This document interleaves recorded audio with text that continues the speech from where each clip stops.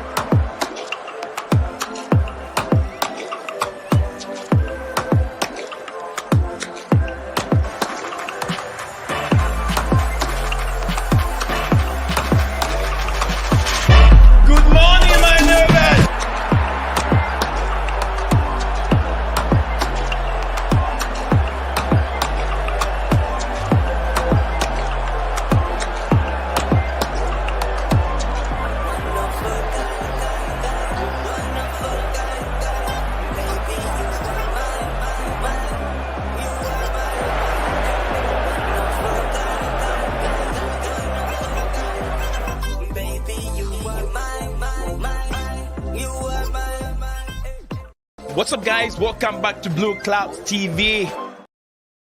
Good evening, good afternoon, good morning, everyone, wherever you're watching the show from. My name is Nate Zion. I'm here with Steven, and we are looking up to the big game coming up in a couple hours. Pretty much build up to the Premier League clash between Manchester United and Chelsea FC. Get all the latest team news, lineup, and analysis as we discuss the key tactical battle between these top teams in the Premier League.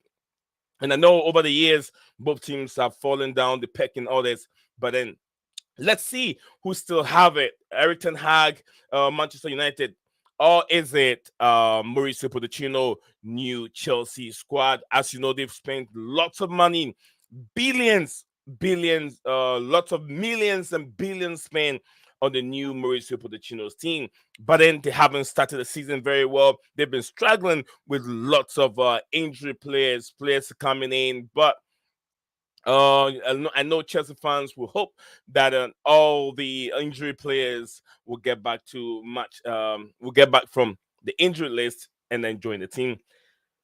That's when we're gonna see what Mauricio Pochettino starting 11 looks like. Lavia still working on his way to get back from injury, and also Kano Chukwuemeka, you guys know him, that young chap that is more created a lot of chances and also scored before he got injured. And also we haven't seen the lights of Nkunku, yes, the guy that came from RB Leipzig, who joined Chelsea last summer, but still hasn't kicked a ball yet in the Premier League. So we're gonna see what Erik ten Hag also have with all the problems that they have going on.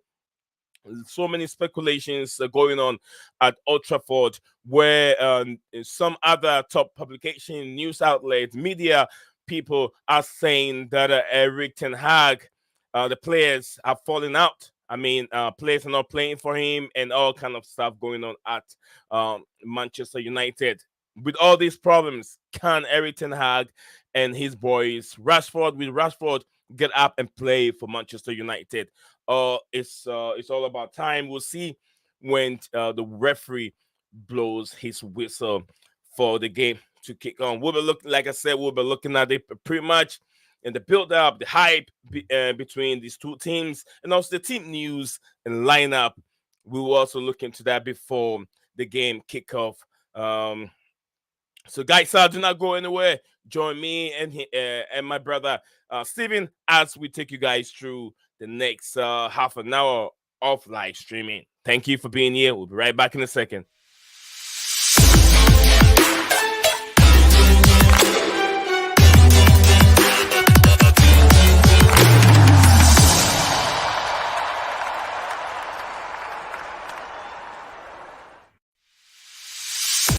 Welcome back, beautiful people, to Football Minutes Live on Blueclouds Media, a YouTube channel. This stream is going to 3 platforms at the same time. We can find this stream.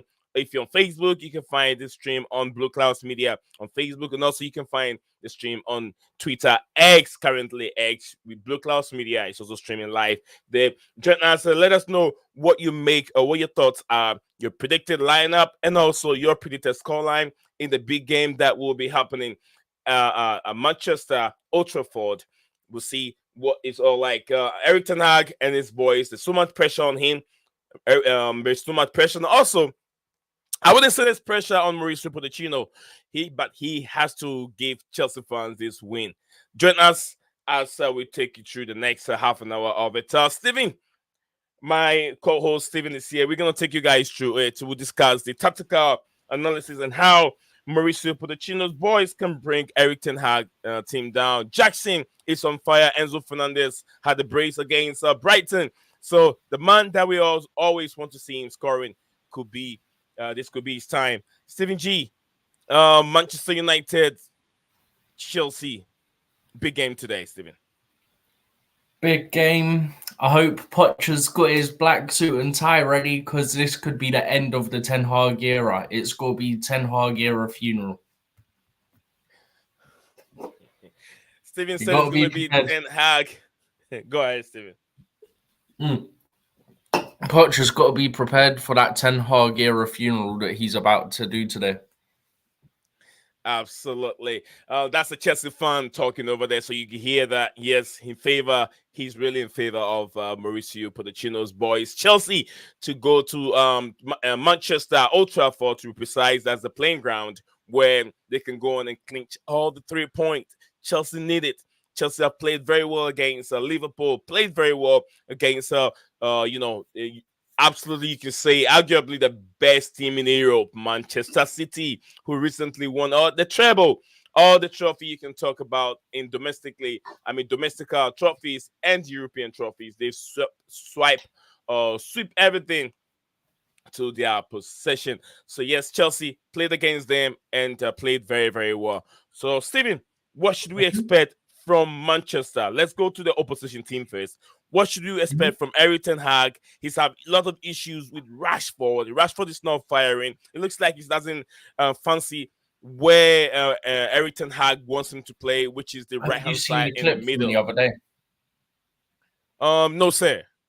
But there's a clip from the other day. I think he'd been subbed off, and it looks like he quite clearly says, "What the F am I doing here?" Marcus Rashford.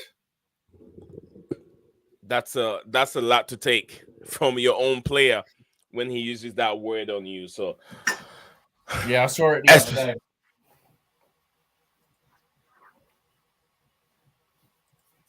It's going around social media. I saw it the other day.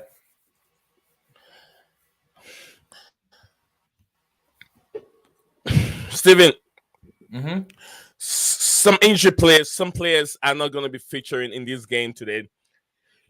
How should Mauricio Pochettino, or how should Eric Ten Hag, both managers, manage this game to get all 3 points?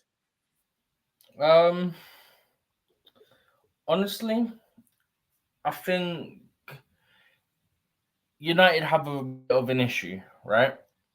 Yeah, because Well, there's lots, but one of the main ones is things like Luke Shaw is only just coming back from injury and he's played in something like 5 straight games.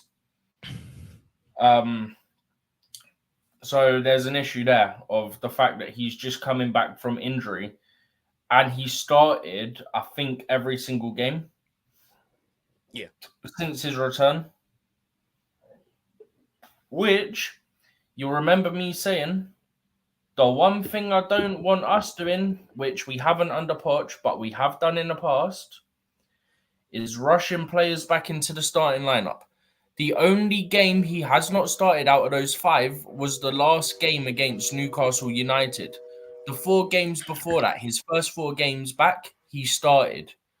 So what Ten Hag's doing is really, really risky and could massively backfire. This is the exact thing that I said that was an issue under Potter and managers before him. Reece James, for example, I think the first game he was available last season after an injury, Potter started. But then the players are susceptible to injury because they don't have the match sharpness or fitness and they go get tired because it's the first time coming back. So that's one issue. That's one thing I want to watch is how does Luke Shaw get through this game? That's one thing that is going to be very key. And I think we've got to target him. We've got to drive at him down that side.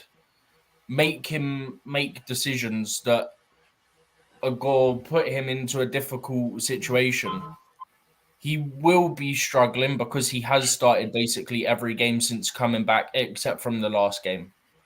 So he might not be 100% still, especially because he started all the games since coming back, except from one. So you've Luke Shaw, target that because that could be a weakness area for Man United. Another one, I think that youngster they've been playing at, is it Mino, I think is his name? Or have you pronounced he's got some weird name. He's got some weird name. Yeah, Cobby, I'll call him. He's in a similar boat of he's been injured. He's coming back from injury as well. He's been in 5 matchday squads, got minutes in 4 of those games. So, again, if he starts, he's coming off of injury recently. He's been in the last 5 match squads, got minutes in 4 of those. So, again, like Luke Shaw, someone you got to watch and make sure that they don't pull up if you're Man United. He had a great performance against, I think it was Everton. He cleared 1 or 2 off the line. Yeah. But, yeah. Oh, my bad. He's been in 4 squads for the senior team, and he's played in the last 3. One of them that we're showing was an under-21 game. That's my bad. But yeah, again, same as Luke Shaw. Target him not only because of he's coming back from injury, but he's young as well. He's 18 years old. So there's also the lack of experience there as well with him. But yeah, it's why I'm looking at it and I'm like, it's going to be difficult for them because you've got a couple players who are coming back from injury and then you've got Harry Maguire who you never know what Harry Maguire will go get. Honestly, you don't know. You got to get the Maguire that plays for England who I don't ever want him in the England squad. I don't like him. I think it's terrible that he gets picked and whatnot. But for some reason, he tends to show up for England. Are you getting that Maguire? Yeah. Or you getting the one that's been kind of a disaster for Man United? You never know what you're getting with him. So that's another thing we got to look at. And honestly, with our pace, it's going to be trouble for them because I think their back line's probably going to be Aaron Wan-Bissaka, Maguire, Lindelof, and Luke Shaw. So with the pace that we'll have in attack, it can definitely cause them a lot of issues. But, and this is where I'm going back to United again, because I wanted to focus quite a bit on them with the players coming back from injury and whatnot. They've got a lot of pace as well. And we've got to be careful with that. It's one of the reasons I don't want Thiago Silva playing. Thiago Silva reads the game brilliantly. He's 39. He's still one of the best centre-backs in the league. Yes, he's had his moments this season. Every player has that throughout a season. It's okay. Absolutely. We can admit that. Everyone has moments. But at 39, to still be deemed one of the best in his position in the Premier League, which is... It's incredible. Yeah, it's insane, man. Like, 39 years old is still going, man. Honestly, his reading of the game is ridiculous. But John Terry was like that. John Terry, he weren't the quickest, but they have He can read the game very football well. IQ, and they can read the game so well that they can make up for it. But I don't think we should be playing Silva in this game. I'd like to see something like Reece James, Badiashile, Levi Colwell, and Cucurella, which means Colwell goes back to his natural position of centre-back as well. Because I think Badiashile and Colwell could potentially be our centre-back partnership for a long time to come. So I'd like to see us get that back line playing together a bit. I don't think Cucurella is a long-term option, but obviously with Chilwell out and whatnot, we don't have any other option. And I don't want Colwell playing at left-back when he's naturally a centre-back. That's right. I mean, Stephen Alvey said a lot. I can just add a little bit to what you've said in regards to Manchester United side. Mm-hmm. United side, in the second, I have something playing in the background. Are you good? Sorry about that. Yeah, just like you mentioned, and let me just add some to it in regards to Manchester United, Erik ten Hag. They have. I don't think United are that bad. It's just that the work rate of Manchester United is a bit low.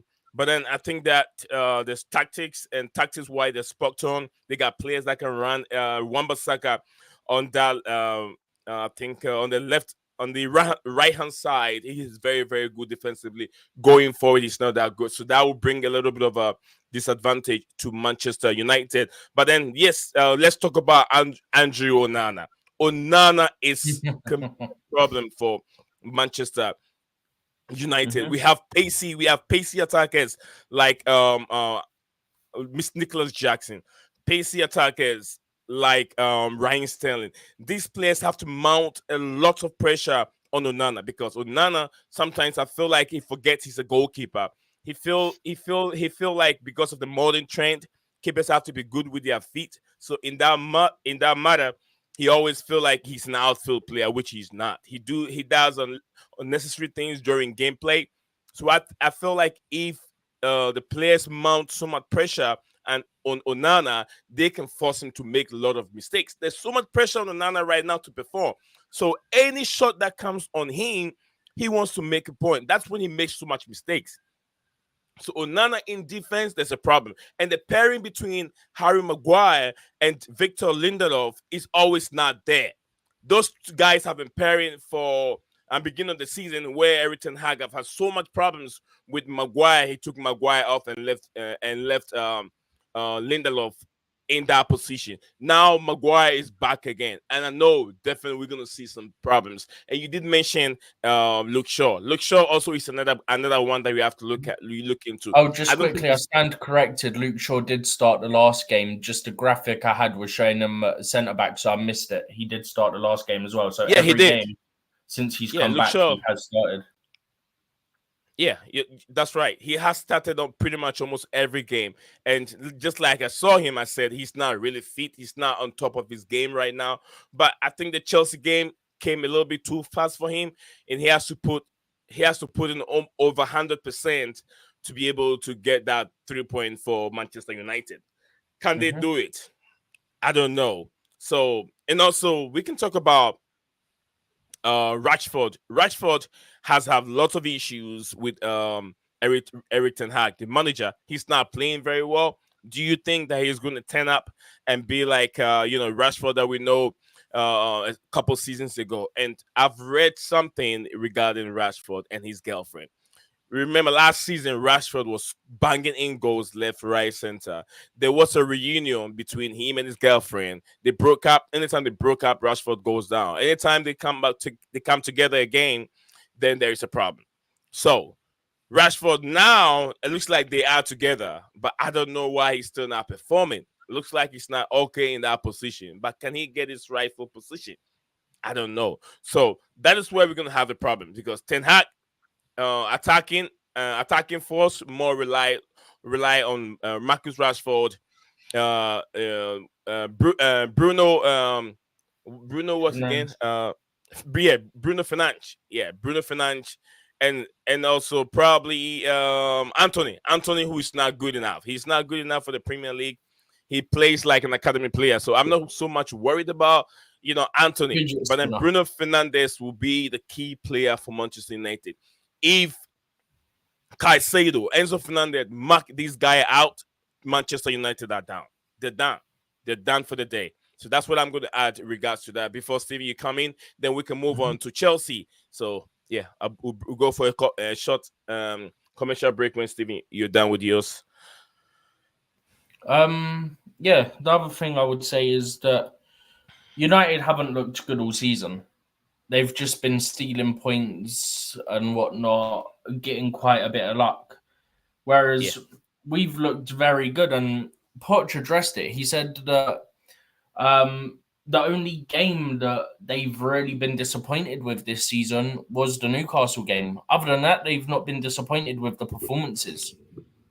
And essentially, the performances have been there. We've just basically not managed to get the result, which is exactly what we've been saying on here as well. Like, we can't argue the performances have been there, right? No way can you argue that. We've just been very unfortunate. But you look at Man United, right? And in the Premier League this season, in their 14 games, they've won 8 of their 14 games. Not any, like, really good sort of looking dominant wins, in my opinion, from what I've seen. How many games do you think they've drawn out of the remaining 6 that I haven't mentioned? So they've won 8 out of the remaining 6 games they've played in the Prem. How many draws do you think they've got?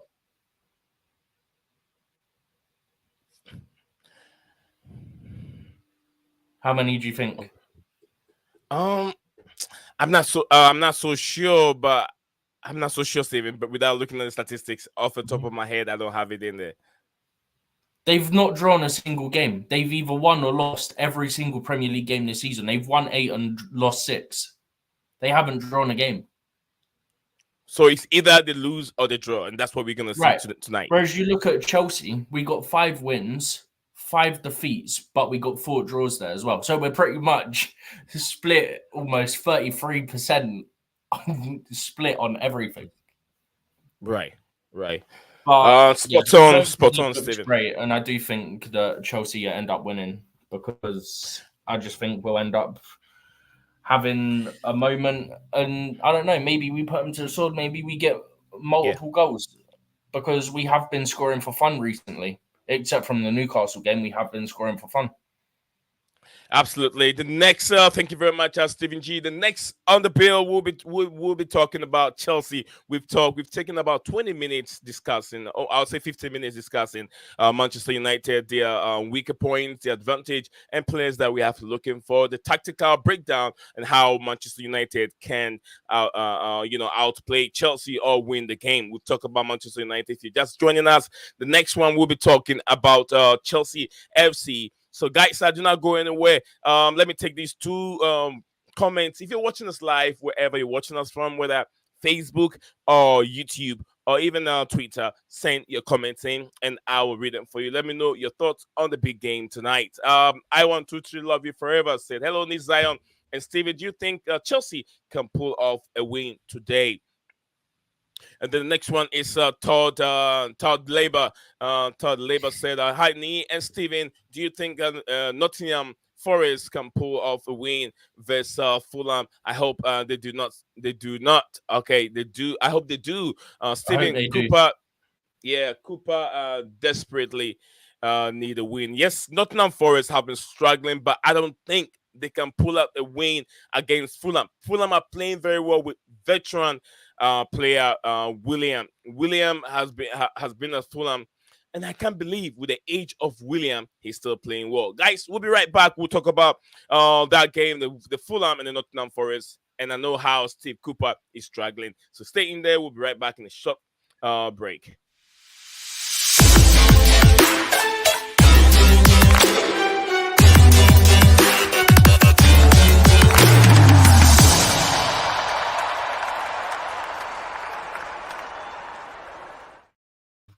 Thank you, guys, beautiful people, for tuning in and then staying here with us as we discuss the build-up between the big game coming out at Old Trafford, where Chelsea will be traveling to meet Eric Ten Hag and his boys. And there's so much noise, there's so much problem going on at Manchester United dressing room right now. Marcus Rashford is upset. Eric Ten Hag has banned lots of media outlets for going to Old Trafford. So there was a Man few. United have not Ten Hag himself. Yeah, Ten Hag himself. It's not Man United. Okay, so that's the Man correction. United Thank you have. very much, Stephen, for that correction. So yeah, every Ten Hag, and I don't think that that's the right thing to do, because I know very very much that if you try to fight the media, it means that you're trying to show yourself the exit out of the English football. You cannot do that. Alex Ferguson did that a while ago. Asked him how did it go on with him and BBC. And also, other managers have tried that. So you cannot fight the British media. They're way bigger than you. So if Ten Hag wants to make history and wants to stay at Manchester United, he needs to make amend with the British media. Thank you very much, Todd, for your wonderful comments. And also we have Musto. Musto, big up to you, my brother. He says, big up to you too. Guys, do not forget to share the video and also drop a like on the video. It will help us. Let's see if we can get, maybe by the end of the stream, we can get 20 likes or on the video before we leave. Musto said, easy win for Chelsea. Right United in trouble. Easy win for Chelsea. We know how Chelsea have struggled when they play a low block team. United are not one of them. They attack you from beginning to the end, and that will open the door for the likes of Jackson and the likes of uh, um, Raheem Sterling, either left or right. And also we have a pacey striker, Modric, also on the left-hand side. We'll be starting Modric. Is starting the game today. So Cucurella also is there. Anyway. Yeah. So Cucurella is also there. We're gonna see Steven, let's outline the strategy and the tactical breakdown of how Mauricio Pochettino's Chelsea money. They spend lots of money on this team. How can they overcome Eric Ten Hag, Manchester United at Old Trafford, leaking Old Trafford? Stephen G. It's funny you say leaky Old Trafford, because there is actual leaks in that stadium, apparently. Yeah, so absolutely, and it has been leaking for a while, Manchester United. So it's quite fitting, really. But yeah, I think we've touched on it a bit today, just now, and obviously yesterday in the stream as well, when we were talking about the conference and did sort of a mini version of the preview, where we said sort of predicted lineup. We would expect the three behind the striker, whether you put Jackson or Broja up top. Everyone's entitled to their opinion, of course, and I'd be interested to know who they would pick, right? But I think the agreement that probably everyone has is that you have to have that three behind. I don't know any other way we can do it with the players that are fit, other than to put Sterling on the right, Palmer central, where Gallagher would normally play. Obviously, Gallagher suspended for this game because of he got a second yellow the other day. And then Mudryk down the left.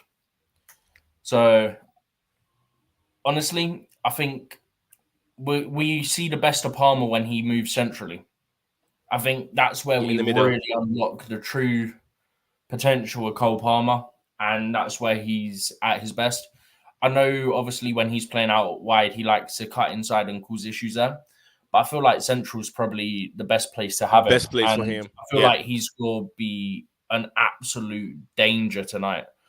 If we can get him absolutely cooking that United defence, we're going to have him all over the place between him and the pace of the other people around him. You should be able to split that defence open. It's then just a question of, can we keep up this sort of lethal finishing we've seen in the majority of our last few games and put United to the sword? Yeah, thank you very much, Stephen G. Big up to you, my big brother Monster. Monster said, I see Aston Villa winning against Man City because of the injuries and suspension Man City have right now, guys. Absolutely. Aston Villa, man. Aston Villa. I know we're not discussing Aston Villa right now, but then based on your comments, that's like I said, send your Villa comments at home as well. Yeah, Villa at home, they can cause a big upset to Villa Manchester haven't City. lost in, I think it's 15 home games in all competitions.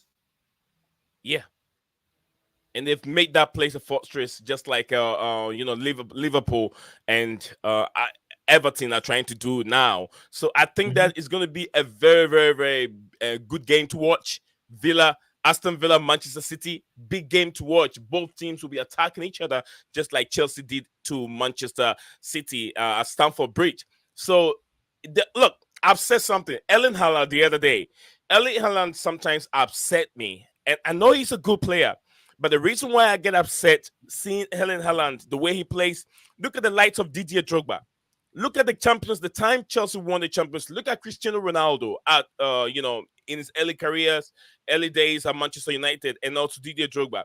These guys defend. They are number nines. They defend. They help the team defend. So if Erling Haaland is thinking of his team, not to concede that many goals, bro, look at yourself and say, look, I'm not here just to walk around the halfway line whilst my team members are down there defending. Why wouldn't you join? Look at Jackson. People say Jackson doesn't score many goals. Jackson is not anywhere good close to Rasmus Højlund. What the hell? You know what Jackson does in the game? Watch Jackson during when Chelsea is playing.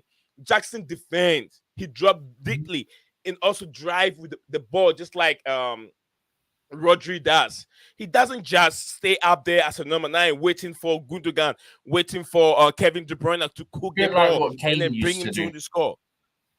He involved himself in the game. Most of the time, 90 minutes, he involved himself.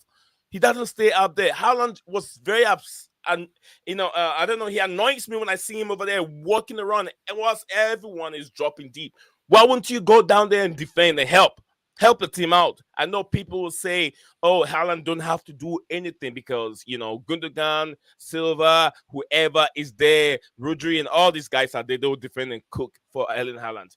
Ronaldo made a statement. Ronaldo said something. If Erling Haaland wants to be one of the greatest, as Ronaldo sees himself, and even Messi see himself, he has to be able to create for himself. He doesn't wait for. He doesn't have to sit down and wait for the likes of Kevin De Bruyne, Silva, for them to do all the dirty work for him to score. He has to learn how to create, and he's not a creator. He doesn't create goals. Most of the goals that Erling Haaland scores are through balls. He runs through the shoulders of defenders and then tap in, or maybe a shot. That is his goal. So if you stop Haaland, if you mark him very, very well, either you play him offside, he can't get goals because he doesn't get involved. There are games that Haaland have played that he had only 3 or 4 touches the whole 90 minutes. That should tell you that this guy doesn't involve himself very well in the gameplay. Steven, one more comment I'm gonna read, then Steven can take over.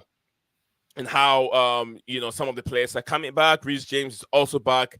Mosto said the title race is different this season. I like it. What about you guys? Absolutely. It opened up. It tells you why the Premier League has been the best league in the world for how long? For many years now. For many, many years. Steven has his own opinion on that too. His own thoughts on that. Steven, Mosto's comment, and then you can get back to Chelsea. Yeah, it's all well and good us saying we're enjoying it and whatnot, but we know what's going to happen. As soon as De Bruyne's back and we get to the last 10 games of the season, City will go and win a league because they're missing De Bruyne at the moment and they've got a game in hand on Arsenal. I think Arsenal are 5 points clear, but obviously City have a game in hand they're playing tonight. Arsenal are 6 clear, but City have a game in hand. Arsenal are 5 clear of Liverpool, but Liverpool play also tonight. So if both of them win, you've got a 2-point gap to Liverpool, and then you've got a 3-point gap to City. And City haven't got De Bruyne at the moment. Once De Bruyne's back, what do you think is going to happen? It's got to be the same story it has been for the last few years. We know what's coming. City, when it gets the last 10 odd games of the season, just become almost invincible, almost inevitable. that they're going to manage to pull it off. That's the way I'm seeing it anyway. But for now, sure, it's fun at the moment. But it ain't going to be long until it's no longer fun. Oh, yes, thank you very much, Stephen G. Musto said, guys, did you see Arsenal game? What a sensational comeback they did. Arsenal played very, very well yesterday, but I think they are their cause. They caused their own problems because there's so much pressure. If Arsenal doesn't win the Premier League, the a lot of questions will be asked. The question will be who causes it, and a lot of fingers will be pointed. Only if I can talk. A lot of fingers will be pointed at Arteta. Yeah, because fingers will be pointed at Arteta for bringing in David Raya. David Raya was a stinker of a goalkeeper last night. He made two big errors or mistakes that caused them 2 goals. Caused them 2 goals. Mm-hmm. Right now, there's so much pressure on David Raya, and there's so much pressure on Ramsdale also on the bench. If you bring in Ramsdale, then it means that Arteta has made a very, very huge, big mistake for bringing in David Raya. If not, they will ask you, why? What's the change of mind? Why did you change your mind? Why did you bring in Ramsdale, whom you thought he wasn't good? And Ramsdale was having issues even before they brought in David Raya last season.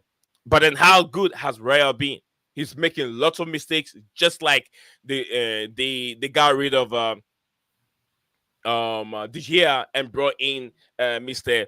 Onana. And Onana is also having the same problems over there. You get what I'm saying? So sometimes it pays to wait, not to rush in to bring in players from different places, goalkeepers or whatever you want to say. What is your thoughts on Declan Rice, guys? Well, he has really paid the money that was being used or they spent on him. 100 million, 150 million, 105, whatever amount Arsenal spent on him. He's a match winner. He's proven that he's a match winner. So I think that whatever much money that Arsenal spent on him, he has really paid him off right now already. And he's still doing more. He's a good player. I know there's a debate out there. People say Pogba, Declan Rice is better than Pogba. I know Declan Rice is consistently he can give you, but naturally gifted player, I believe that Pogba is way better than Declan Rice. But then consistently, you're not going to get that consistent performance from Pogba. But you can get that from Declan Rice. That one I'll give it to Declan Rice. But then natural, gifted, ball playing defensive midfielder or attacking midfielder, it's always going to be Pogba to me. Pogba. I don't know where Steven lies on that, Steven G. Pogba versus Rice. Yeah, Pogba versus Rice. I feel like they're 2 different players. But on the goalkeeper thing, right? Yeah. Have you heard of John Madden, former NFL coach?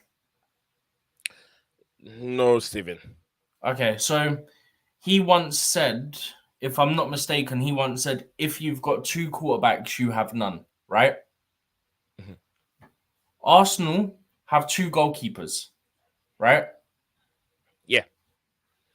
One keeps making mistakes, yet in Raya, he made mistakes versus us. He made mistakes last night, but he doesn't really seem to be rotating them, right? But technically, you've got 2 quarterbacks in the sense of 2 quarterbacks, right? Obviously, in this case, it's goalkeepers. 2 players that people think are good enough to be starters, right? Yeah. You've got to somehow keep them happy in a role where only one can play at any one time. But at the same time, if you've chosen Raya, because you've got this buy option on him as well, right? Mm-hmm. Because he has 1 or 2 games where he makes mistakes, if you just drop him, then his confidence is going to go to the floor. Because you give him 1 game, he makes 1 mistake, and then it costs you, and you drop him the next game. As much as That's why I said there's so much pressure on him. Although he's not in the goalpost, he's on the bench. There's still pressure on Ramsdale. Go ahead, Steven. Yeah, sure. But that's the other thing. Like with me, I wanted to see us give Petrovic a chance, but that was more give him a chance in the cups because the Sanchez had made error after error after error, right? Yeah. But he's not really been at fault for many of the goals in the last couple of games. You can't really blame him for them. They're not his fault. It's more the defense. So I'd say I'm kind of glad we didn't, because maybe Sanchez felt he had the confidence and now he's looking a bit better. Okay, we've conceded, but I don't think many of those are really on Sanchez. But what you was also saying before about the strikers and dropping deep and stuff, I can't remember what game it was. It was I think it was one of the last couple of home games that we played. It might have been Man City or it might have been this weekend. And there was a moment where Jackson dropped deep, got a toe in because it looked like the opposition were going to get the ball, maintained possession for us by getting his toe in and it going to one of our players, if I remember rightly. And then he spun and started to make a run.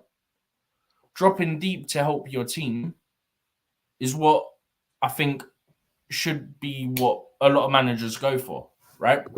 Obviously, certain strikers aren't going to do that because it doesn't suit their style of play. And I think that's kind of a thing with Haaland. But I feel like you have to at least try it out if you're a manager. Because it's that extra player in the build-up. It's that extra player to come into midfield to give you those extra numbers where you can maintain possession and outnumber the opposition so you can get on your attacks. Just a quick little ball into feet, quick little layoff, spin past the defender, and you're in. I agree. It's what Kane used to do. Kane still does it Kane. for England and that. I've not seen much of him since he's gone to Bayern, but it's exactly what Kane used to do or does. You drop deep, get involved, and then you can let your wide players, your wingers, that are meant to be your supporting cast, use their pace to their advantage to get in behind, and then you make that late run into the box. And then you do what the strikers are supposed to do and you bury your chance. Definitely. Steven, thank you very much. We have some few comments over there. One from I think 3 from Mosto, and then one from the Blue Tifo game. Man, my man is in there. But before Steven take over those comments, we're still on it. We'll be looking at the formation that is on the screen. Guys are staying in there. Do not go anywhere. In just a second, we'll be right back. Let's do this for Blueclouds Media.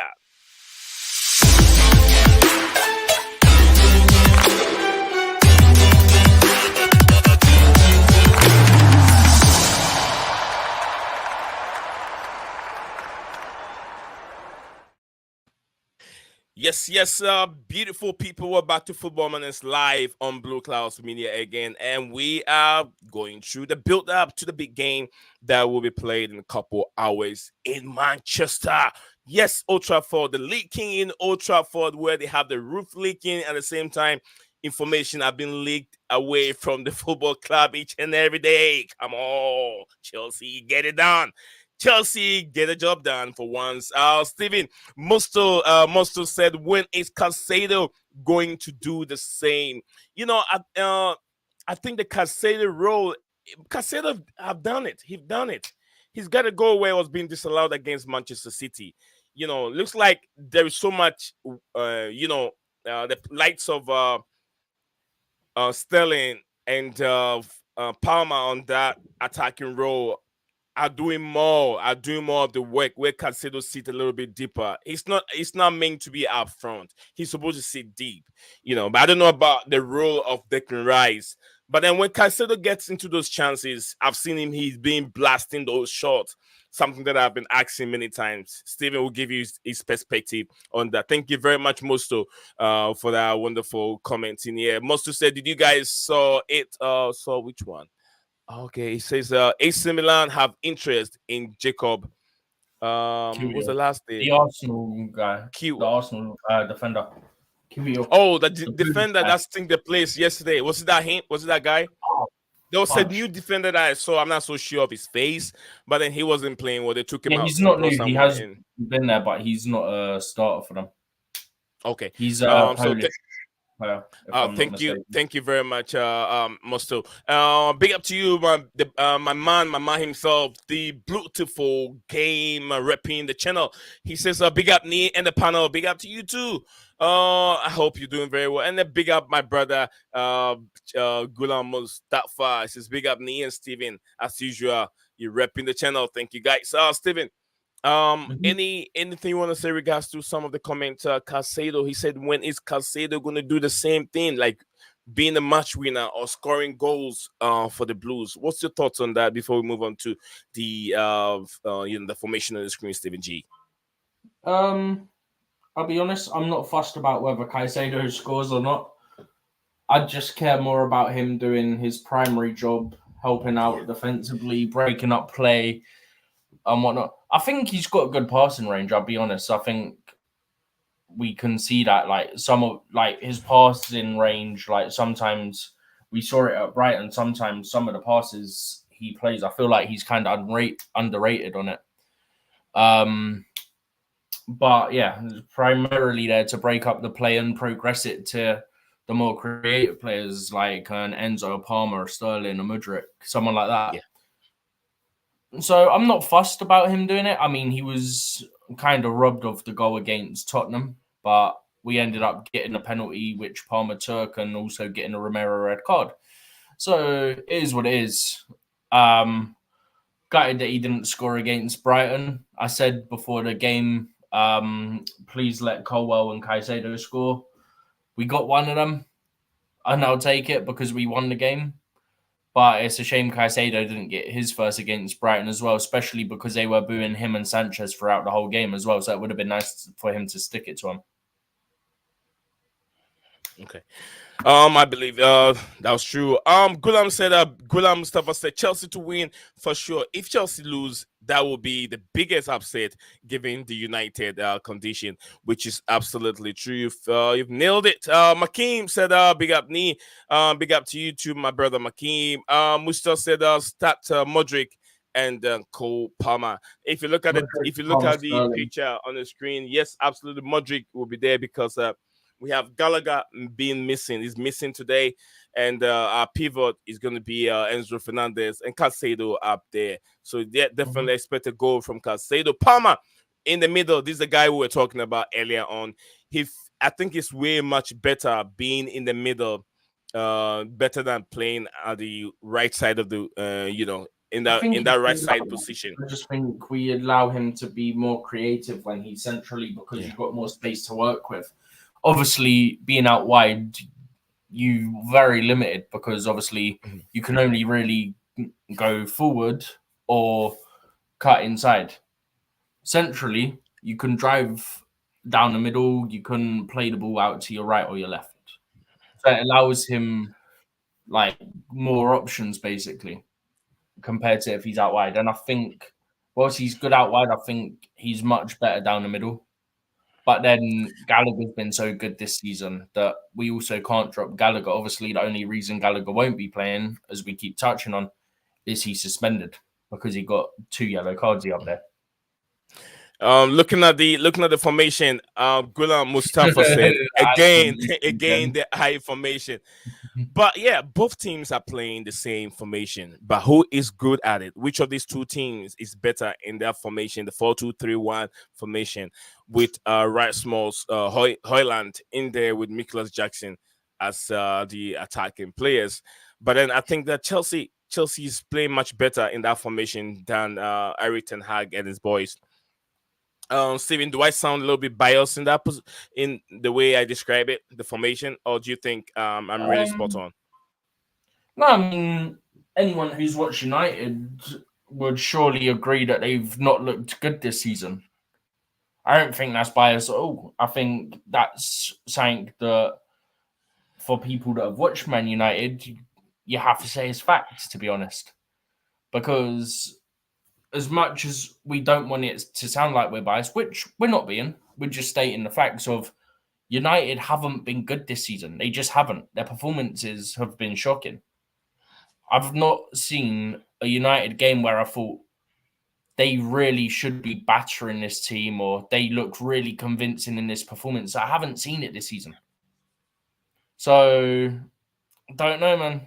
Honestly, I don't know what it is, whether there is the stuff with the dressing room or whether that's just talk. But given the amount of stories coming out about it, it is probably true. But yeah, I don't know if that's a factor or there's other stuff to it. I don't know. I'm not sure.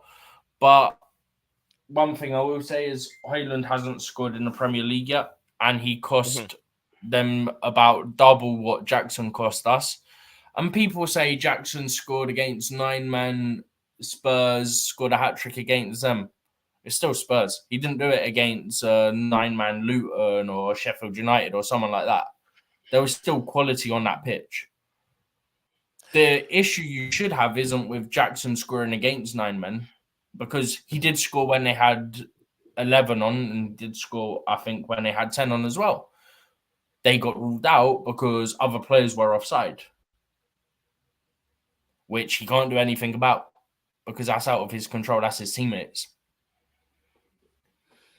But I just wanted to touch on the fact that Jackson has nearly outscored 7 players of Man United's in the Premier League this season. Yeah. So whether or not you want to say he got 3 against a 9-man Spurs, Højlund's got 5 goals in all competitions this season. 2 in 1 game against Galatasaray, 2 in 1 game against Copenhagen, and 1 against Bayern Munich. Jackson scored against Man City. Okay, it was a tap-in, but he still had to be in the right position to get there. Yeah, you have to be in the right position to get a tap-in, which I agree with you. And then he had a brace against, had a hat-trick against Tottenham Hotspur. And then but that's what I'm saying. Like, I know there'll be some people who say, yeah, but they had 9 players. That's on Spurs. That's not on him. It's not his fault. That's right. That's right. Thank you very much, Stephen G. Guys, we have been streaming for how long now? 51 minutes. We literally have just 9 minutes to bring the stream to an end. So, guys, wherever you're watching us from, do me a favor, drop your commenting, drop your predicted lineup or your scoreline in there, and so we can read it out. Steven, Makim is listening live. He's repping the channel. He said, I'm not that confident about Enzo Fernandez in that position. In this game, the midfield is not more, it's a lot more physical. Then the last one is Gulam Mustafa said, my question, who is better, Sanchez or Onana? My bet is Sanchez. Well, I think when you look at that way, you're wrong. You know, statistics, Onana is one of the best goalkeepers in the Premier League. Yes, the best goalkeepers but in the then Premier so League. is Sanchez to an extent, because as much as we've criticized him, the majority of the criticism about Sanchez has been his distribution. In terms of shot stopping, I think he's right up there with the best in the league, if I'm not mistaken, if we're looking at the statistical numbers. Yeah, I haven't checked the statistics very well, but from what I was reading, listening the other time, based on statistics, even Ten Hag said, based on statistics, Nana is there, but he's been making some few mistakes, which he knows he'll get back to his best ways. What do you make of Makim's comments regarding the Enzo Fernandez position and how physical the midfield is going to be? How can he cope with that physicality? I'd be interested to know who specifically Makin's talking about being more physical in that midfield. Probably he's talking. He might be talking about McTominay. Maybe let me see in the midfield there. Who is that more physical in there? Garnacho is quick. They are not in the midfield. McTominay and Amrabat. Amrabat, I don't know. He plays with one leg. Stephen, I have a question, guys. If you're listening, I've been hearing too many Amrabat. One somewhere, and then one with Manchester United. There's loads of Amrabats. There's lots. There's 2 of them that look alike. I watched the Champions League. One team played against either the Europa League or Champions League. There's one Amrabat somewhere. Athens one. He looks like this guy. Nordin Amrabat. Yeah. He looks like this guy. He's also got bald head. And I was like, is he the same Manchester United Amrabat who goes to Athens to go and play and then come back to United and 9 be years playing the same team? apart in age. The Athens one's 36. The United one's Okay. 27. Yeah, 27. Because I remember I was like, this guy is 36 years old. And is that the guy United wanted? That was a season ago when United were interested with Amrabat. I was like, what am I? But anyway, guys, if you're listening, the right pronunciation of Amrabat is Amaraba. Amaraba. That's a I right think there's pronunciation. another one. I think one used to play in the Premier League before, but I can't remember. Maybe that's Norden, or maybe I it's think a the completely... one with United is the one coming from, is it Algeria or Morocco? No, both of them are from Morocco. Both Norden and Sofiane are Yeah, from... But Sofiane yeah, Amrabat is the one with Norden and Manchester. Rabat is the one that was at Watford. So this is the The guy one that that played plays in the for World Watford. Cup with Morocco with Ziyech. So this guy, right? Pardon?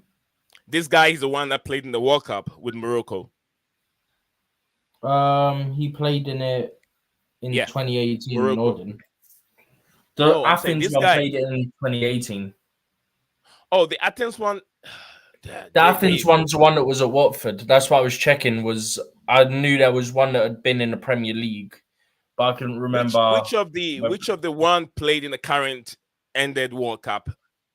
Oh, that would be Sofiane. That's the one with United, right? Yeah. Oh yeah, so this one. That'd be Sofiane, yeah. Absolutely. Thank you very much. Gulan, I think we gave you our opinion on your question, which I think we all spot on based on statistically. They're winning they are winning. Onana could be winning on paper. Sanchez needed back it. He's conceding too many goals. He's not making those mistakes that Onana. Just okay. I think But I agree. not all the goals conceded are on Sanchez. Some of them he can't do anything about. Some of them are more on the defense. Yeah, I think I agree with you, Gulam. Sanchez is not making those mistakes Onana is making. Else, I will be cutting my head off. I won't be here on the show again because Onana's mistakes that he's making this way is too real. It's too real. Makim again with another comment says Amrabat and McTominay play very very tight and are both bigger than Caicedo and Enzo in the size. So yeah, that would be a midfield battle here, Steven. That is spot on. If Caicedo and Enzo doesn't take care, I think we're gonna use our brain a little bit. You get what I'm saying. You don't have that physique, but then you're good on the ball. Keep the ball away from those players. But the battle will be there. But if you're able to keep the ball very, very well, I'm sure that you can make a point. But I understand what Makim is saying. The size matters. 50-50 balls. Caicedo and Amrabat, probably Amrabat to be bigger and stronger than him. But let's see. What's your thoughts on that, Steven? I mean, I don't think there's actually as big a difference as necessarily making out, to be honest. We've seen Caicedo perform well before against United, so I'm not really worried about that. But yeah, we'll see what happens tonight, but I'm not really that worried about it. Okay. I'm just reading Gulam's comment at the same time. Yeah. I was reading that too. I was like, okay. It says, you want to read it loud or you want me to read it? Yeah, sure. So he says, let's make it interesting. If you were to pick United players for Chelsea starting 11, who would you pick? Look, I don't think any of these defenders will get in my team. If I talk about defenders, I'm talking about the only one Onana. The only one I could try and make an argument for would be Luke Shaw. But the issue is it would have to be a fully fit Luke Shaw, I think, gets into our team, potentially. That's the reason why I'm not picking him. If we based on today's players, if I have to go to defense, Onana. If we're talking about players, regardless of injuries and whatnot, yeah, they still have the same injury record, whatever, right? And we're doing it based on the players that are available for today's game. So you don't include Chilwell because he's not available. I'd take Luke Shaw over Cucurella. Well, Cucurella is not in the starting lineup. From what we see, he probably will be. Unless, okay. Like if we're doing it as people in their natural positions, like I said earlier, I'd go Badiashile and Colwell at centre back, and then if it was between Luke Shaw and Cucurella, I'm taking Luke Shaw. Absolutely. In the defense, I'm not picking any of these players in the defense. I'll stick to Levi Colwell. If I wouldn't trust Wan-Bissaka, especially when you've got Reece James anyway. But I feel like Wan-Bissaka is another massive liability. Heck no. He doesn't provide anything going forward. To me, Wan-Bissaka is like a really big liability, which is sort of how I think of Cucurella. When you talk about the midfield over here, I'll go for McTominay. But who does he start over? Because I don't think he starts over Enzo or Caicedo. I think I'll start. From what I've seen from McTominay, I like that the hunger spirit within McTominay. I'll put McTominay over Enzo Fernandez. To be honest with you, to me, I'll put McTominay over Enzo. I'll put Enzo Fernandez on the bench, and I'll put McTominay over there. I'll put McTominay on the bench. I wouldn't put Enzo on the bench. Yeah, that's Steven. Steven will put Enzo to start for him, McTominay on the bench. To me, I'll put Enzo on the bench because of say you start Enzo, you start Caicedo and whatnot, yeah. If you're in the lead, McTominay's height is perfect to bring off that bench. I think he's about 6'3" or something like that. So if you're defending a lead, bring him off the bench and you're getting the headers away for days. And what about area drills? You want someone that can win your 50-50 balls for you. I mean, McTominay, with his height, he's the right guy to be winning all those balls in the midfield. If you look at the height of Enzo Fernandez, he hasn't got that height. I would prefer Enzo Fernandez if he's going forward, but now he's sitting deep.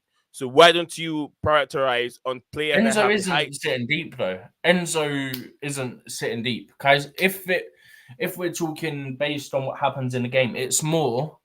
This is really difficult because of thing. So it's more if one of them sits deep, it's more Caicedo, and then Enzo goes slightly further up.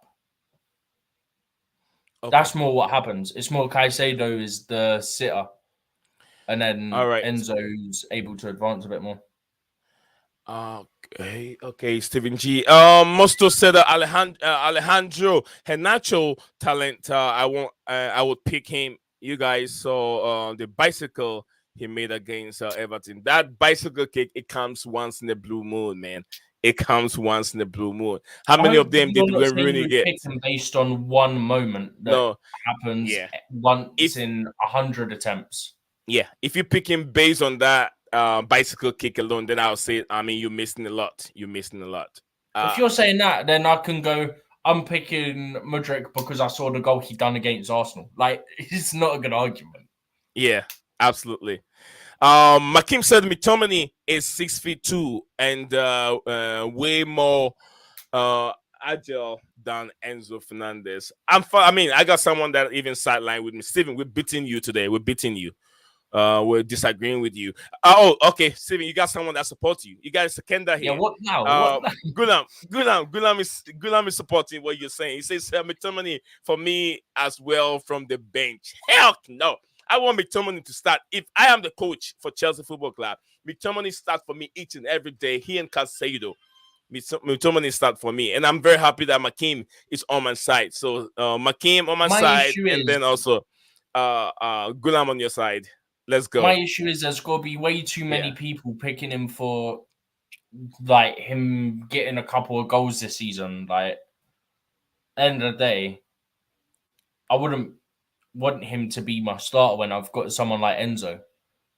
Because Enzo, I feel like Enzo's the better person to help you progress play, and he can get up and help a bit more in the attack. Okay, he may not necessarily have the finishing, right? Not always. McTominay is a game changer, Steven. McTominay is a game changer. He's a match winner. He's the kind of win matches. in our midfield, McTominay would be one of those players who you'd bring off the bench to seal a game. You know how Jose used to do it? Bring in the Yeah, that's what you do. You bring him off a bench, you seal the game. You got a comfortable lead, you sit. Easy. All right, Gulam Mustafa again is dropping more. Mustu is also dropping more. Mustu said, Gulam said, I will only bring in McTominay if Chelsea are 2-0 down. 2-0 down? Down? Well, then what's he gonna do I'll bring then? him on when I'm in the lead. It's perfect to help you defend. Oh, come on, Gulam. This one, you're off the mark. Gulam, this one there. No, this one, I don't agree with you, bro. Who for striker, Haaland or Jackson, would you guys pick for? Haaland and Jackson. Haaland doesn't come in, bro. Haaland hasn't scored in the Premier League. Jackson has scored a hat-trick. And also, he scored 6 goals. Haaland hasn't scored a single goal in the Premier League. Put it this way, right? He's done it against some smaller teams in the Champions League, like Genk and maybe not some Genk. other small Copenhagen and Galatasaray. Copenhagen. All right. He scored 2 in one game against Galatasaray and 2 in one game against Copenhagen. And then he scored 1 goal against Bayern Munich. They're the 5 goals he's got. Let's go, Makeem. Let's go. Makeem is giving more facts over here. McTominay is better Premier League player than Enzo Fernandez. You, Makeem. Yeah, you my guy, man. Thank you. Yeah, I prefer McTominay. I mean, I like McTominay. He's hungry. He does dirty job. Enzo Fernandez, don't get me wrong. Enzo Fernandez is a good player, but then he still has to do some more work for me to see and for me to put him in that from him last season. Look at the players that were around him last season. You can only do so much. I get you, but let's go. But to me, in this lineup, Steven, let's move on from there. I'm sure we've done 66 minutes already. Yeah, we've done extra 6 more minutes. Let's finish with this. We're done with the midfield.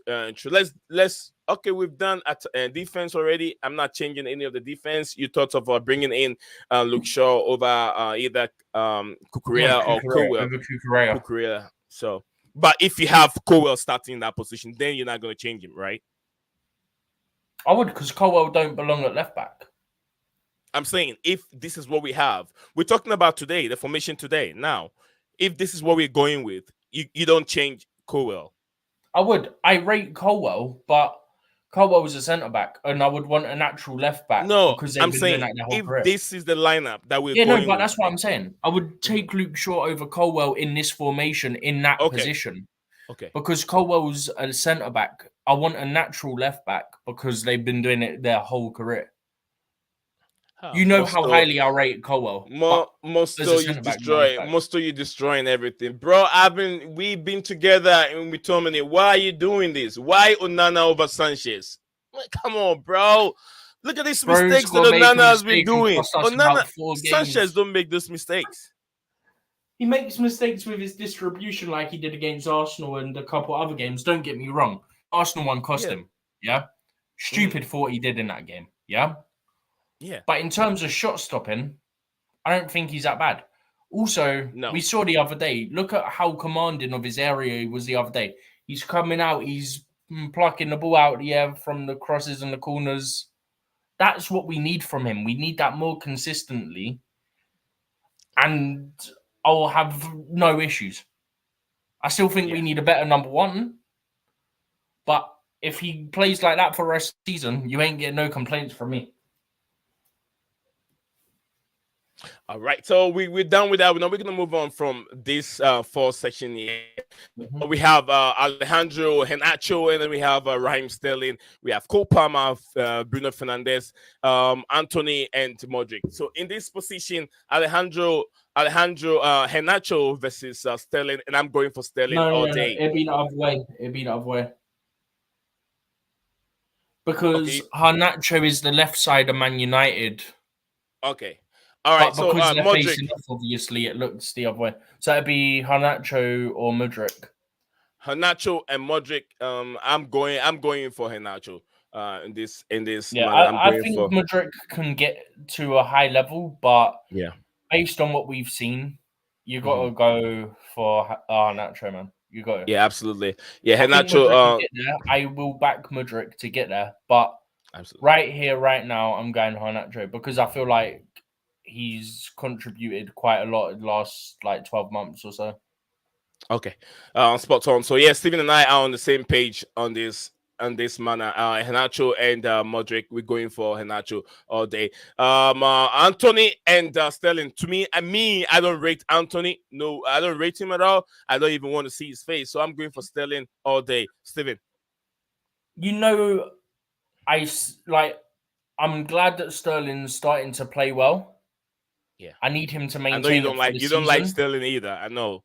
I'm not his biggest fan. I want him to prove me wrong, and so far he has started to do that, and I'm happy. I want to be proven wrong, because if he's proving me wrong, my team's doing well. Yeah. Also, I very strongly dislike Anthony, so I've got to go Sterling. He's gonna go Sterling. Bro, I ain't going for fidget spinner, mister. Let me do a little roulette and pass it out of play. Hey. All right, the last one, two players more we'll be talking about. It's Bruno Fernandes with Cole Palmer. With me, I don't want to. I don't like crying out Bruno Fernandes. I don't like him that much, but I think he's way better than Cole Palmer. Cole Palmer is very young. I don't think he's done much the last few months. I really don't. But Steven, if you put Palmer there and Bruno Fernandes, Steven, in terms of creativity, he's way better than. I don't feel like I've seen much from Bruno the last few months. I don't think he's been that impressive. Okay, so this isn't biased. By the way, your camera's frozen. This isn't biased. I just don't feel like I've seen a lot of Bruno compared to what we were seeing when he first came into the league. That's the thing. That's the standard he set. He set such a high bar, and I don't think he's anywhere near that. So I struggle to pick him.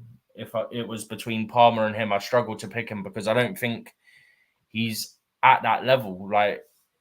Just being completely honest, I don't really know what he's done in the last few months. I don't think he's done much at all. And if we were talking about Bruno, his first, I don't know, couple of seasons in the Prem, every day of the week, 100%. But I don't think he's done much the last couple of seasons. So that's right. Big up to our brother watching us live on Blueclouds Media on Facebook, and also if you're watching us live on Blueclouds, Chelsea Insight, which is our own platform, also on Facebook. Thank you very much. Our brother Bernard Mason watching us live, and he really liked the video. He dropped his like on it. Thank you very much, Bernard, for joining the discussion. And also, if you have any comments, you have predicted lineups, scoreline, also you can drop them in the comment section below. My brother Steven and I will take our time to read them for you and give us our opinion on it. Thank you, each and every one of you that is joining the show today. Today has been a very, very good show. I'm loving it. Good luck, Mustafa said. I just know that Sanchez at least know how to stop the shot. Mr. Sanchez, yeah, absolutely. Oh, it's raining and leaking there at Old Trafford. My prediction: Man United 2, Chelsea 5. What a scoreline! Is that a cricket scoreline? We'll be dropping our prediction here soon. Now we're pushing our luck. Gulam Mustafa said that Fernandes is a mature player if he put his mind to, but lately he is out of form, which is true. That's why Steven is going with the younger player, Palmer. But if we want to win a football game, we have to go in with a little bit of more maturity, which is Bruno Fernandes. Bruno Fernandes. Yeah, guys, if you don't know the right pronunciation of his name, it is Bruno Fernandes. Watch FIFA, and then you can get to the right pronunciation. When I played FIFA a couple years, I think last season, I was like, why are they calling him Bruno Fernandes? Bruno Fernandes. But we all call him Bruno Fernandes. It's not Fernandes. It's Bruno Fernandes. Yeah, Bruno Fernandes. I've known the right pronunciation for a while. Sometimes I'm in autopilot and I don't do it, but I do know the actual pronunciation for a while. Yeah, Fernandes is a mature. I read that one. Now, last one I think is coming from Akeem. Akeem said I didn't. I didn't butcher Fernandes. Okay, Okay, You I said didn't. Bruno Bruno Fernandes Fernandes scored a worldie scored not too long body. ago. Okay, but then that's the Oh, same point as the Garnacho one, right? If we're picking them yeah, because they scored one like worldy. incredible goal recently, then what's the point in doing it? Because we're just going, they scored a worldie, and we're not looking at the overall performance. Absolutely, absolutely. Steven is spot on. Thank you guys for watching this live. The Facebook is rocking. Facebook and then YouTube are rocking today, man. They are rocking. Steven, want to take this real quick, and then I can drop my scoreline, my predicted scoreline. Makeem, Yeah, sorry, I'll Steven. take this one. Makeem, Musto, Makeem, you guys drop your predicted scoreline, and then we could be done for the day. Makeem, drop it. And also, Musto, drop it. Drop it, guys. Drop it. Drop your score line. Let's go, Steven. Take the last comment. Yeah. Gullum says, "Bro, the United is in poor form. I want Chelsea to mark their stance. United got no style or play or personality. Chelsea had potential to score. Had, I think, means has potential to score 5. They did well against top class City team.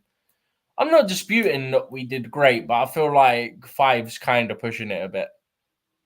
I think we'll win, and I wouldn't be surprised if it is comfortably based on what we've seen from United. But I think 5-2 is just a bit too far. 5-2 is a bit too fast, said Steven. I think I'm dropping mine here, and I'm gonna put mine down. I'm going for a 3-1 Chelsea. I'm going for Nee said a 3-1 Chelsea. Steven said 3-1 Chelsea. Steven, what do you say? Um,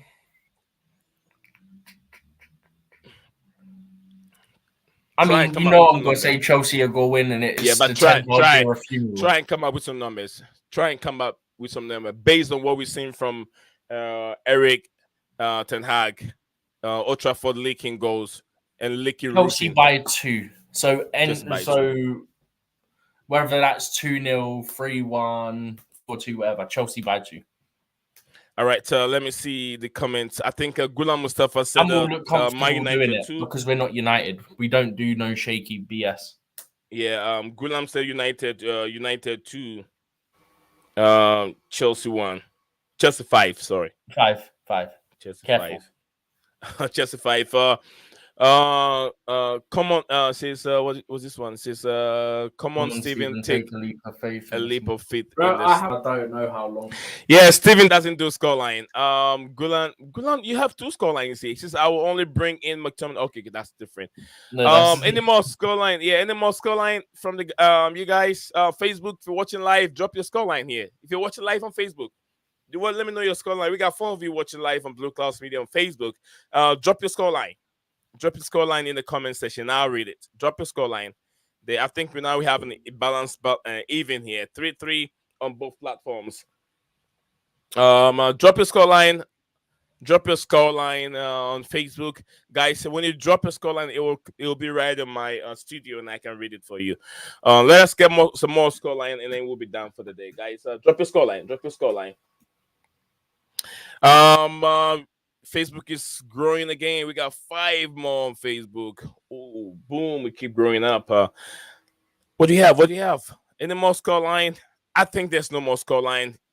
Steven, wrap it up. Wrap it up for us. I'm not saying anything anymore. So you wrap everything up. What is in what we've spoken about, or everything? You whatever conclusion, summarize, and then Lildis Randoms, and I'll continue with the last one. Then I'll hit end. So you take over. Okay. So we've obviously done a bit of a preview again, more in depth than yesterday. We've spoken about who we would pick, who we would take from Man United. We've given score predictions. Well, I haven't given an exact score prediction, but we know this by now. We've spoken about a bit of Sanchez versus Onana as well. Oh, gee. We're about to drop off, and more guys are coming in. Sorry, Steven. I think is this Jody? I'm sure Jody is the guy. Yeah, Newcastle, Jordies. Jody. Okay.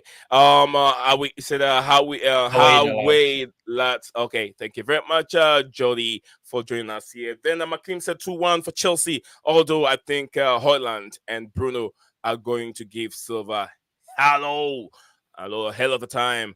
Let's see. UTC, big up to you. Metaphase Doom.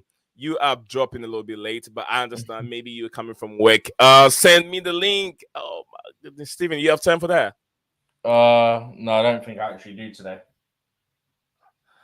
All right. I'll see the platform is guys. Let me give him a little bit of time. Let him come on in.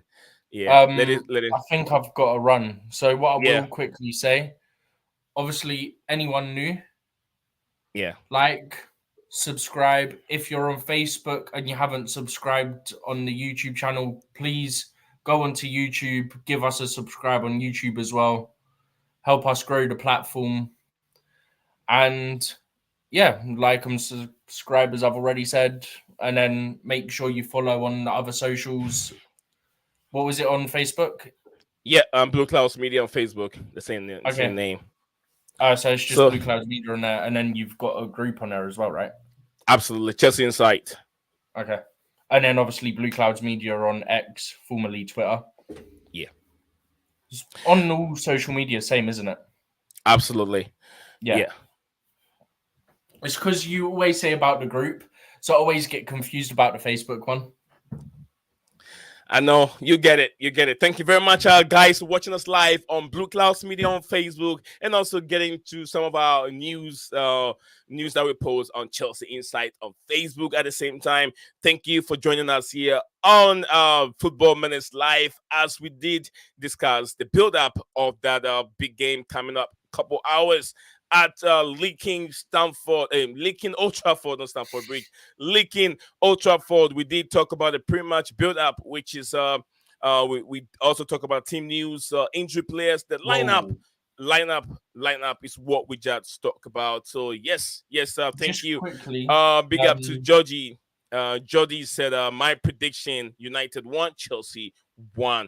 We don't want to see a draw, my brother. We've seen too many draws. Guys, the link is right there. I will be here for just a few more minutes to give you some time to discuss it. You got a voice. We want to hear your voice on the platform. The channel is not for me. I created it, but it is made for you to have a voice on the platform. So his link is right there if you have time. Steven is still here with me. He's not gone yet. I'm going to drag him to make sure he stays a little bit before he goes. So guys, take advantage. Metaface, you ask for the link. It's right there for you, brother. Click on it, come over here and have your say. Steven, you're about to say something. Yeah. Just quickly, so it's not Man U versus Chelsea related, but apparently, so this is leaks of the Man City team. So this isn't confirmed, but I don't think it is. I think that lineup comes up in about 7 minutes. No, theirs come out same time as ours. They kick off same time. But apparently, the Man City team for tonight is going to be Ederson, Kyle Walker, Ruben Diaz, Akanji, Vardy, John Stones, Rico Lewis, Bernardo Silva, Foden, Alvarez, and Haaland. I don't know how that's going to shape up. That looks really odd. But apparently, that's what it is. But I don't know how that makes sense, because you've got Walker, who will play right back. Then you've got essentially 4 centre-backs, and Rico Lewis, I'd imagine, to play left back, maybe. Don't know. It looks odd, but apparently that's the lineup. Yes, see what we have here. Patty is right here with us. And when you say Patty, sometimes it sounds like Thomas Partey from Arsenal. Big up to you, brother. Metaface Doom is in the house. Big up. How's everyone doing tonight? We're doing all right, bro. We're doing all right. I missed it earlier. What's your predictions, boys? Man, I'm going for a Chelsea 3-1 over Manchester United. What's yours? And then what's your thoughts on the big game that will be happening in a couple hours? I believe, I hate to be pessimistic. I think that we will draw. I see a draw over. We always draw against United. No way. We always do. You see, the thing is, though, I feel like there'll be goals. I feel like it will probably be a 2-2. Like, I'm confident in the attack if we play Broha. me, I'd have Mudryk, Broha, Sterling, then Palmer as the 10. But I feel like there'd be goals, but it's just a back line. I see too many mistakes. Well, I think was you at the Brighton game, Stephen? Oh, Steven just drop off. He has a He just meeting to dropped off. attend right now. Yeah, it's me Fair and you enough. guys for a little bit. Yeah, to hear you guys' opinion on thoughts on the game. Then we all call it a day. But yeah, you got a chance, bro. Say whatever you want to say in regards to what you think of the team's performance so far, and what do you think in the future going forward. Title race is widely open, bro. What's your thoughts on it? Title race is not for us, mate. Title race is between Arsenal. I hate to say it, Arsenal and City. They're the only two teams that fit. Yeah, but from what is going on right now, how the top teams are dropping points, City are dropping points left, right, center. Tottenham Hotspur are doing the same thing. Arsenal is going to have a very, very tough game. They have Aston Villa to play, and definitely they'll drop a point. From the way they're playing, they'll drop a point when they meet Villa. So that means that Chelsea can still catch up. We don't have, the distance between the top four. And no, I'm not talking about the title. I'm talking about the top four plays in European plays. Chelsea can get a spot in there. If we are run of four, we're gonna have a run. The upcoming teams coming up. Our games that we have coming up, it's a winnable games, and Chelsea has to win those games if we play very well. So, what's your thoughts on that? Even then, I don't think we'll make Europe at all. I see another mid-table finish, 10th or so. That's where we're sitting now. Maybe get 8th. Maybe we might get conference, but I doubt we're getting Europa or Champions League football. I don't think so, because it's like the Brighton game we played the other day. We got 2-0 up. Then they scored just before half time. Then even then, Sanchez nearly lost it in his own box. Then when we try to play at the back, we can't play at the back. We just look too shaky. I agree with you. Sanchez is not my preferred goalkeeper. I want Pochettino to give a chance to Petrovic, and then we'll see what he can do. But it looks like from what the experts are giving us is Petrovic is not as good as Sanchez, because if he's that good, we should be able to see him, Petrovic, in one of the games, because during the domestic trophies, we see Sanchez in there. Premier League games, Sanchez. It's always Sanchez. We haven't seen Petrovic given the chance. So for now, we presumably it has to be Sanchez better than Petrovic. I don't know what the fans are saying regarding that. Well, hopefully we see Petrovic against Preston, because we got them in the cup, didn't we? We drew that cup happened against Brighton, and we got Preston. So hopefully we see him at Preston, because I don't see why not. Absolutely. Thank you very much, Metaface, for joining us on the show. Thank you very much. We're still here. Up the Chills. We're still here. Everyone up to Chills, brother. We'll see you hopefully tomorrow when you come back from work and you were still streaming. Just check us out. Thank you guys for watching. Guys, do not forget to drop a like on the video and also share the video. Subscribe if you haven't to Blueclouds Media. Football Minutes Live, brought to you by Blueclouds Media on YouTube. If you haven't subscribed to the channel, do me a favor, subscribe to help the channel out, because we cannot do this without you. But you guys are very, very, you have motivated us and you push us all the way. Ghulam Mustafa said, one thing I know, if United lose, United fans are going to rip off a contract of Erik ten Hag for sure. We hope that doesn't happen. ESPN predicted 2-2 as well. I don't want to see a draw. That's my only problem. I don't want to see a draw in this game. I think Arsenal is going to win this title. No. We said the same thing. We said the same thing last season. What happened? They couldn't get it over the line. Ghulam Mustafa said, but this time title will be crazy. Arsenal barely won against Luton Town. Big up to Luton Town. Luton Town put up a fight yesterday. And I think they were lacking that stamina, the strength. Arsenal has too much quality for Luton Town to bear. They were crossing in left, right, center. They know there's a player that they can rise. They have top players who can get onto those balls. And Rice was a winner. 105 million spent on Declan Rice and he's really paying that money off already. But yeah, what a player, what a leader they have on their side. So, guys, thank you very much, each and one of you. I'm very pleased. I'm very, very honored on my seat, on my humble seat that I sit on, to say thank each and every one of you. Gulam Mustafa, Metaface, Doom, Makeem, Jody, and also Hudi Mosto, my brother, also everyone. I want to love you forever. Todd Labor, everyone that came on to support the channel and have a say, because the Blues are going for a war. We're traveling to Manchester United, the Lee King Stadium, and the Lee King news from the football club. Eric Ten Hag, fire is on his head. If he doesn't pull up the win, Old Trafford will break down. Time for redemption.